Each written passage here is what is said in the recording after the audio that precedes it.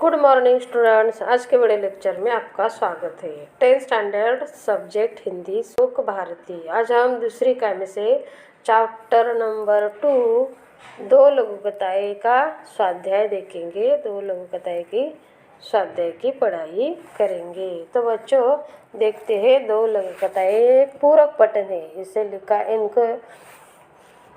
इनके लेखक है नरेंद्र छाबड़ा। तो देखते हैं बच्चों इसका स्वाध्याय। तो पहला प्रश्न है, सूचना के अनुसार कृतियाँ कीजिए। संजाल पूर्ण कीजिए। गर्मी की विशेषताएं। उत्तर है गर्मी की विशेषताएं। उत्तर है भीषणता, अंगारेसी तपन, लू चलना, उमस होना। प्रश्न क्रमांक 2, उत्तर लिखिए। मौसम ऐसा था। उत्तर है लीज लीजा, घुटन भरा। प्रश्न क्रमांक 3, कारण लिखिए। एक युवक को पहले नौकरी न मिल सकी। उत्तर है क्योंकि हर जगह भ्रष्टाचार रिश्वत का बोलबाला था। 2, आखिरकार अधिकारियों द्वारा युवक का चयन कर लिया गया। उत्तर है क्योंकि भीतर बैठे अधिकारियों ने गंभीरता से विचार विमर्श करने के बाद युवक के सही उत्तर की दाद दी थी। प्रश्न क्रमांक 4 पूर्ण कीजिए। लेखक के मन परिवर्तन के कारण। उत्तर है पहाड़ों पर घूमने में हजारों रुपए खर्च करना। अच्छे होटलों में रुकना। 3, बड़ी दुकानों में दाम पूछे बिना खर्च करना। 4, गरीब से 2 रुपए के लिए झिकझिक करना। प्रश्न क्रमांक 5 प्रवाह तालिका पूर्ण कीजिए। लोग रिश्वत देकर ये लाभ उठाते हैं। उत्तर है रुके हुए कार्य करवाना, दबी हुई फाइलें निकलवाना। 3, टलती हुई पदोन्नति करवाना। 4, रोकी गई नौकरी प्राप्त करना। आगे का प्रश्न है अभिव्यक्ति। भ्रष्टाचार एक कलंक विषय पर अपने विचार लिखिए। उत्तर है भ्रष्टाचार का अर्थ है दूषित आचार या जो आचार बिगड़ गया हो। आज हमारे जीवन के हर क्षेत्र में भ्रष्टाचार व्याप्त है ना बच्चों। आए दिन नेताओं के भ्रष्टाचार के समाचार आते रहते हैं। भ्रष्टाचार के आरोप में कितने नेता जेल काट रहे हैं। ये जनता के पैसे हड़प कर गए पर इन्हें शर्म तक नहीं आती। आज हमारे देश में तेजी से भोगवादी संस्कृति फैल रही है। लोगों में रातों रात धनवान बनने की लालसा जोर पकड़ रही है। चारों ओर धन बटोरने के लिए धोखाधड़ी छल कपट किए जा रहे हैं। अपनी भौतिक समृद्धि बढ़ाने के लिए लोगों ने भ्रष्टाचार को शिष्टाचार बना लिया है। छोटे से छोटे काम के लिए लोगों को रिश्वत का सहारा लेना पड़ता है ना। आज आजू बाजू में समाज में हम देखते हैं। शिक्षा का पवित्र क्षेत्र भी इससे अछूता नहीं रह गया है। लोगों में देशभक्ति और कर्तव्य निष्ठा की भावना घटती जा रही है। भ्रष्टाचार राष्ट्रीय जीवन के लिए अभिशाप बन गया है।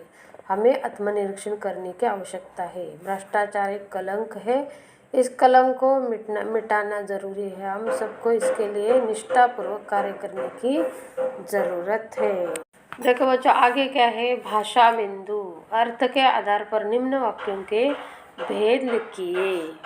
अर्थ के आधार पर निम्न वाक्यों के भेद लिखिए। पहला वाक्य क्या है। 1, क्या पैसा कमाने के लिए गलत रास्ता चुनना उचित है। ये कौन सा वाक्य है। प्रश्नवाचक वाक्य। इस वर्ष भीषण गर्मी पड़ रही थी। उत्तर है विधानवाचक वाक्य। 3, आप उन गहनों की चिंता न करें। ये उत्तर है निषेधवाचक वाक्य।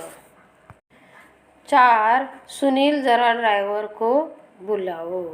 उत्तर है आज्ञावाचक वाक्य। 5, अपने समय के लेखकों में आप किन्हें पसंद करते हैं। उत्तर है प्रश्नवाचक वाक्य। 6, सैकड़ों मनुष्य ने भोजन किया। उत्तर है विधानवाचक वाक्य। 7 हाय कितनी निर्दयी हूँ मैं। उत्तर है विस्मयादिबोधक वाक्य। 8 काकी उठो भोजन कर लो। उत्तर है आज्ञावाचक वाक्य। 9 वाह कैसी सुगंध है। उत्तर है विस्मयादिबोधक वाक्य। 10 तुम्हारी बात मुझे अच्छी नहीं लगी। उत्तर है निषेधवाचक वाक्य। आगे देखते हैं आगे कौन सा क्वेश्चन है। 2 कोष्ठक की सूचना के अनुसार निम्न वाक्यों में अर्थ के आधार पर परिवर्तन कीजिए।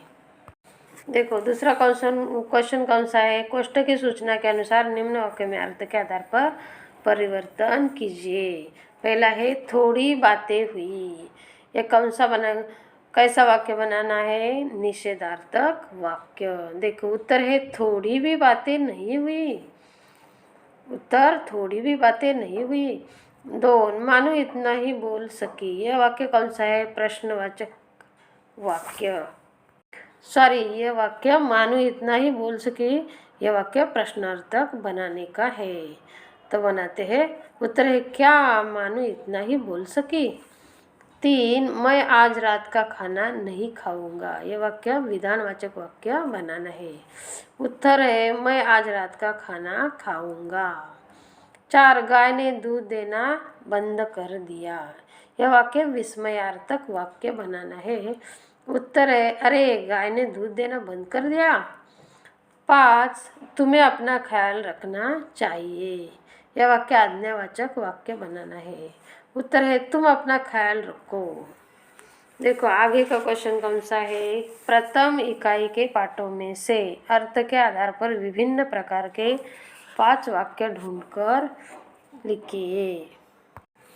देखो उत्तर है एक प्रथम इकाई के पाठों में से अर्थ के आधार पर विभिन्न प्रकार के 5 वाक्य ढूंढकर लिखिए।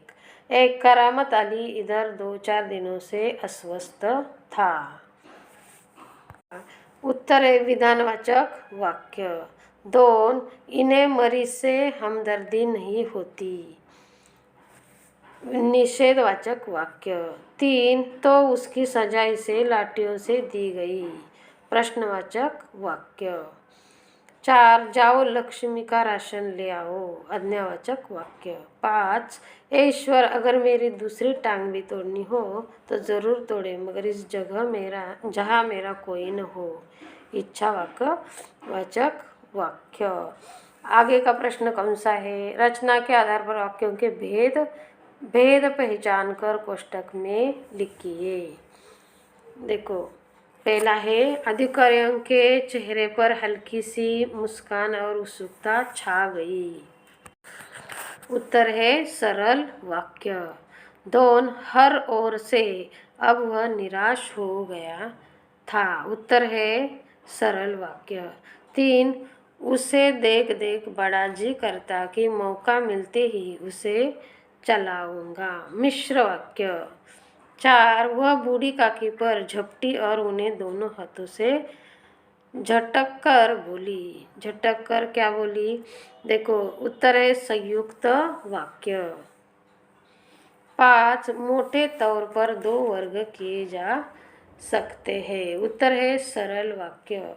6 अभी समाज में यह चल रहा है क्योंकि लोग अपनी आजीविका शरीर श्रम से चलाते हैं। उत्तर है संयुक्त वाक्य। देखो आगे का क्वेश्चन कौन सा है। रचना के आधार पर विभिन्न प्रकार के 3-3 वाक्य पाठों से ढूंढकर लिखिए। उत्तर है सरल वाक्य। पहला है सरल वाक्य। देखो सरल आज उसे साक्षात्कार के लिए जाना है। 2 अब तक उसके हिस्से में सिर्फ असफलता ही आई थी। 3 रिश्वत भ्रष्टाचार की बहन है। दूसरा संयुक्त वाक्य। अधिकारियों के चेहरे पर हल्की सी मुस्कान आई और उत्सुकता छा गई। 2 व्यक्ति समाज को कम से कम देने की इच्छा रखता है लेकिन समाज से अधिक लेने की इच्छा रखता है। 3 विषमता दूर करने में कानून भी कुछ मदद देता है परंतु कानून से मनोचित गुणों का विकास नहीं हो सकता। तीसरा कौन सा है? मिश्र वाक्य। मिश्र वाक्य, भ्रष्टाचार एक ऐसा, मिश्र वाक्य से भ्रष्टाचार एक ऐसा कीड़ा है जो देश को घुन की तरह खा रहा है। 2 वह जानता था कि यहाँ भी उसका चयन नहीं होगा। 3 संपत्ति तो वे ही चीज़ें हो सकती है जो किसी न किसी रूप में मनुष्य के उपयोग में आती है। देखो आगे का क्वेश्चन कौन सा है? उपयोजित लेखन। उपयोजित लेखन, जल है तो कल है विषय पर 80 से 100 शब्दों में निबंध लिखिए। देखो उत्तर है, हवा के पश्चात प्राणियों के जीवित रहने के लिए जिस चीज़ की आवश्यकता होती है वह है जल। बराबर ना? जल के बिना प्राणी अधिक दिनों तक नहीं जी सकता, इसलिए कहा जाता है कि जल ही जीवन है। जल हमें कुओं, तालाबों और नदियों से मिलता है। वर्षा का जल तालाबों, झीलों आदि में जमा होता है। कुछ पानी भूगर्भ में चला जाता है, शेष पानी नदियों में होता हुआ समुद्र में चला जाता है। नदियों और झीलों का पानी शुद्ध किया जाता है, इसके बाद वह पीने लायक होता है। गाँवों में अधिकारी कुआओं के पानी से ही काम चलाया जाता है। बड़े बड़े शहरों में नदियों और झीलों के पानी को शुद्ध करके पीने के काम में लाया जाता है। हर व्यक्ति को पानी की आवश्यकता होती है, बिना पानी के किसी का काम नहीं चल सकता। निरंतर बढ़ती हुई जनसंख्या के कारण आज पानी की समस्या विकट हो गई है। इसका कारण है कि पानी का अंधाधुंध उपयोग गाँव में सिंचाई के लिए अंधाधुंध तरीके से भूजल का दोहन किया जा रहा है। इस कारण पानी का स्तर निरंतर नीचे जा रहा है। कहीं तो कुओं में पानी ही नहीं रहा। पानी का शुद्ध होना भी पानी की कमी का एक कारण है। पानी का अशुद्ध होना भी पानी की कमी का एक कारण है। अशुद्ध पानी से तरह तरह की जानलेवा बीमारियां होती है। शहरों के किनारे बहने वाली नदियों में शहर की सारी गंदगी डाली जा रही है। कल कारखानों का विषैला पानी नदियों में प्रवाहित होता है, वही पानी पीने के लिए दिया जाता है। इससे लोगों को तरह तरह की बीमारियां होती है। सरकार की ओर से हर व्यक्ति तक पर्याप्त शुद्ध पेय जल पहुंचाने का अथक प्रयास किया जा रहा है, फिर भी अभी इस दिशा में और प्रयास करने की ज़रूरत है। हर व्यक्ति इस उम्मीद में है कि उसे पर्याप्त शुद्ध जल उपलब्ध हो। आखिर जल है तो कल है। तो बच्चों इसी तरह मैंने आपको 2 लघु कथाएं का स्वाध्याय एक्सप्लेन किया है, टीच किया है। तो बच्चों I hope you all understand my teaching. मैं आशा करती हूँ कि तुम्हें सब समझ में आया होगा। तो बच्चों आपको ये वीडियो अच्छी लगी हो तो लाइक, सब्सक्राइब और शेयर ज़रूर करो। Thank you. चलो फिर मिलेंगे अगले वीडियो में। बाय।